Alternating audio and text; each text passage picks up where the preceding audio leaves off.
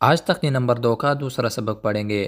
آج کے سبق میں ہم کل کی طرح حروفوں کی نشاندہی کریں گے کہ اکیلا حرف کیسے پڑھا جاتا ہے اور کسی کے ساتھ مل کے کس طرح پڑھا جائے گا، اور ایک حرف ایک شیپ میں اگر سمپل لکھا ہو تو دوسری شیپ میں کس طرح آئے گا۔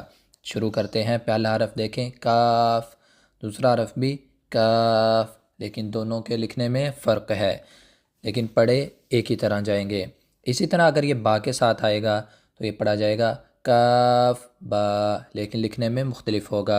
اسی طرح کاف با، یہ بھی مختلف ہے۔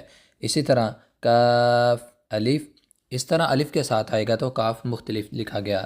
اسی طرح کاف الف، یہاں بھی اگر دیکھیں تو لکھنے میں فرق ہے۔ اسی طرح با کاف تا، تا کاف سا، ان میں بھی اگر غور کریں تو کاف اگر مڈل میں آ رہا ہے تو اور طرح لکھا ہوا ہے، اور اس طرح تا کاف سا میں اگر کاف آ رہا ہے مڈل میں تو وہ اور طرح لکھا ہوا ہے، لیکن پڑھا کاف ہی جائے گا۔